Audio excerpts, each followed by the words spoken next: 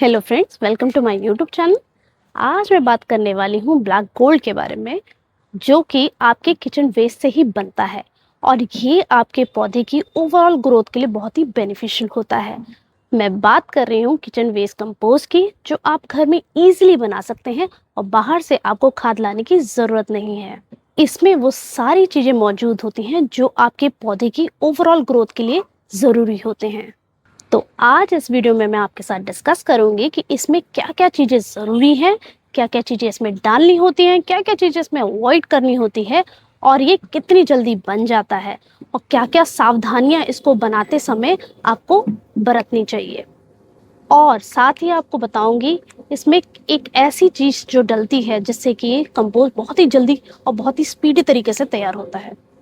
तो सबसे पहले बात करते हैं कि इसके लिए आपको क्या चाहिए। इसके लिए मैंने एक बाल्टी ली है, ये 20 लीटर की है, आप चाहें तो इससे बड़ी भी ले सकते हैं।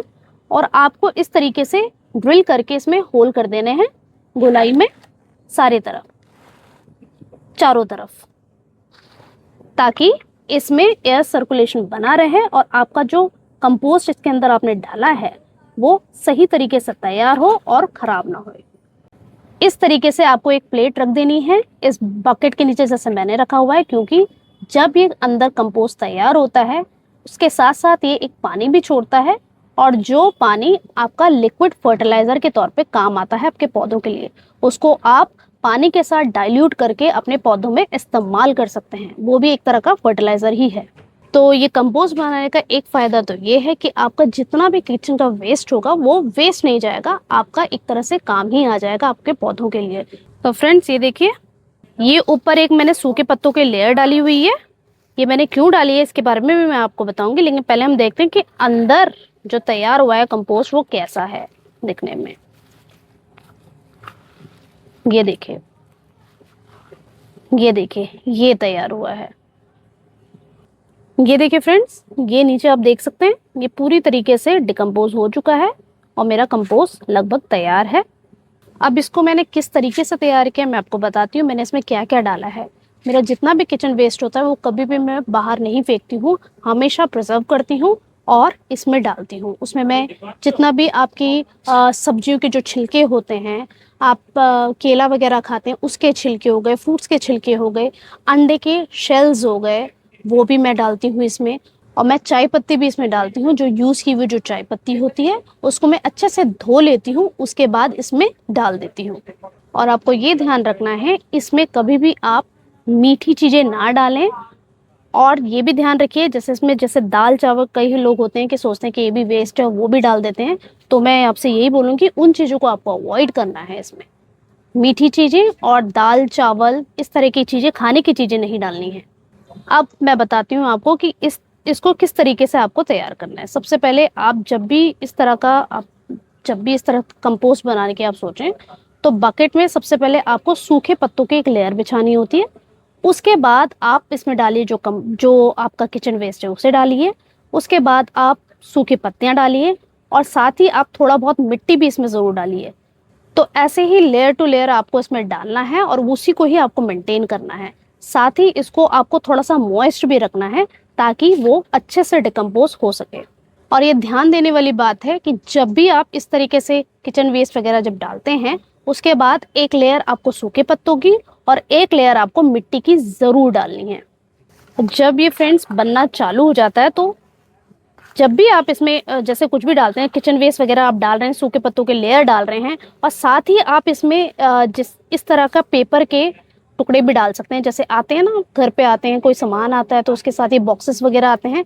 ध्यान रखिएगा, कलर नहीं होना चाहिए। इस तरह के आप बॉक्सेस का पेपर बना बना के कटिंग कर करके छोटे छोटे पीसेस में, वो भी इसमें आप इस्तेमाल कर सकते हैं।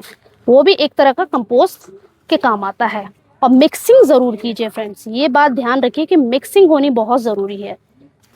हर 4-5 दिन में आपको इस तरीके से मिक्सिंग ज़रूर करना है।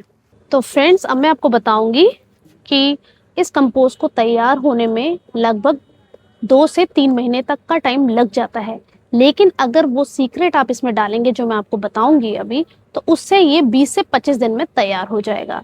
एक और चीज मैं आपके साथ डिस्कस करूंगी कि अगर आपके कंपोस्ट में जब वो जहां आप तैयार कर रहे हैं इसको, अगर उसमें व्हाइट लेयर सी या कोई फंगस जैसी लग जाए तो घबराने की जरूरत नहीं है, क्योंकि ये एक नॉर्मल प्रोसेस है। इस तरह का इसमें होता रहता है, क्योंकि जब ये डिकम्पोज होता है तो इस तरह के लेयर आना नॉर्मल है, तो उसे घबराने की जरूरत नहीं है। तो फ्रेंड्स, इस कंपोस्ट को जल्दी तैयार करने के लिए ये एक मैं पाउडर यूज करती हूँ, डिकम्पोजिंग पाउडर है। इसको जब भी आप अपना किचन वेस्ट डालें तो आपको 1 चम्मच इसको ऊपर से आपको छिड़क देना है।